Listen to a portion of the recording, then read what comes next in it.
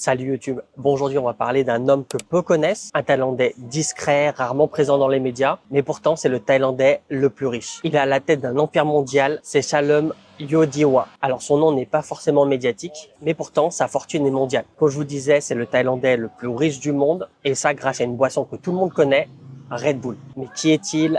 D'où vient sa fortune? Que fait-il aujourd'hui? Et surtout, quel est son réel impact en Thaïlande? C'est ce qu'on va voir dans cette vidéo. Mais avant de commencer cette vidéo, une petite pub si jamais vous souhaitez apprendre le thaï. Quand je dis apprendre le thaï, c'est apprendre le vrai thaï, celui qu'on utilise au quotidien, dans la vie de tous les jours. J'ai créé ma formation complète auquel je vous explique de A à Z comment moi personnellement j'ai fait pour parler thaï couramment.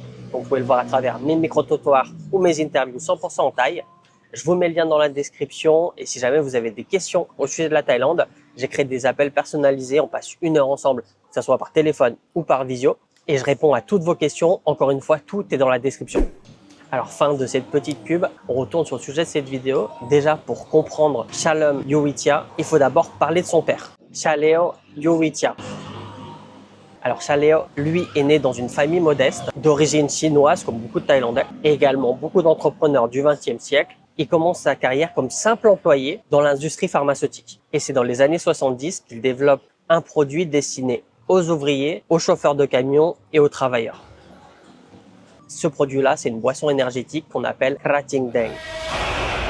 Krating Deng Extra Pha Deng ปรับสูตรใหม่ลองเลยอร่อยจริง Qui veut dire mot pour mot, le taureau rouge, Krating c'est le taureau et Deng c'est le rouge.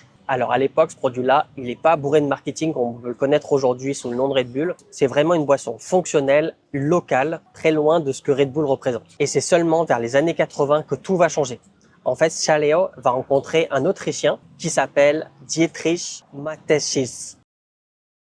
Désolé pour la prononciation. Dietrich, donc l'Autrichien, découvre Krating Deng, la boisson énergisante thaïlandaise, lors d'un voyage en Asie et comprend immédiatement son potentiel, mais pas du tout comme il est perçu ici en Thaïlande. Il rencontre donc le créateur, Shaleo, et ensemble ils vont modifier la recette, le goût, et également le positionnement marketing, et créer ensemble Red Bull tel qu'on le connaît aujourd'hui.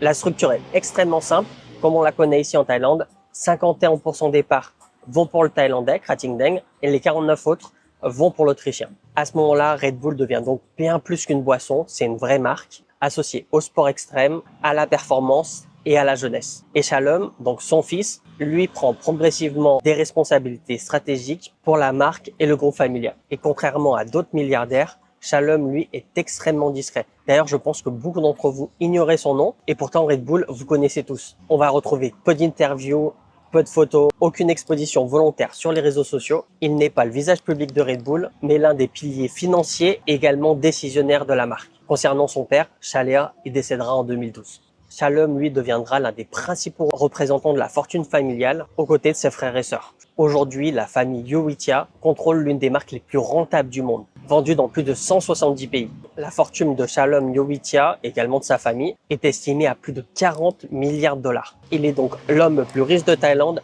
également l'un des plus riches d'Asie du Sud-Est. Shalom, lui, ne vit pas uniquement en Thaïlande, il partage son temps entre la Thaïlande et la Suisse, comme énormément de Thaïlandais d'ailleurs, ils adorent la Suisse. Mais concernant Shalom, c'est pas uniquement pour ses paysages, c'est également et sûrement pour un point de vue fiscal dans un premier temps, mais également pour gérer la marque Red Bull. Mais en Thaïlande, il possède des participations industrielles, des biens immobiliers de grande valeur, des fondations, des projets éducatifs, des actions caricatives souvent peu médiatisées et des intérêts dans la distribution et la production locale. Krating Deng est une marque totalement différente en Thaïlande. Elle n'a pas vraiment changé son marketing. C'est très différent de ce qu'on connaît via Red Bull. Krating Deng, c'est un prix très raisonnable. C'est le concurrent direct de M-Loy Sip, M150, qui va coûter environ 10 bahts la bouteille. Je vais vous montrer en direct combien ça coûte. Donc là, on a un Krating Deng classique, 12 bahts.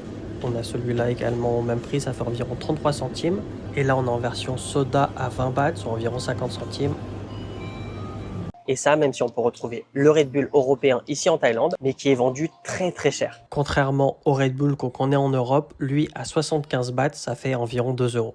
Économiquement, sa contribution au pays, il est indéniable. C'est des milliers d'emplois directs et indirects, une image internationale de la Thaïlande, même si tout le monde ne sait pas que Red Bull, c'est thaïlandais, mais surtout un flux financier massif. Red Bull aujourd'hui, c'est l'un des plus grands succès commerciaux et jamais issu de Thaïlande. Et malgré ça, Shalom Yuwitia reste quelqu'un de très discret, à l'image des Thaïlandais, j'ai envie de dire. Donc voilà, on arrive à la fin de cette vidéo. Dites-moi en commentaire si vous connaissiez le nom du créateur de Red Bull, si vous connaissiez, même si je pense que si vous suivez la Thaïlande, vous le saviez déjà que Red Bull, à la base, c'est thaïlandais. Dites-moi tout ça en commentaire. Si la vidéo vous a plu, n'oubliez pas de liker. Ça permet de savoir qui aime ce genre de contenu parce que j'en ferai sûrement d'autres. N'oubliez pas de vous abonner à la chaîne, c'est pas déjà fait. Et moi, je vous dis à la prochaine. Ciao!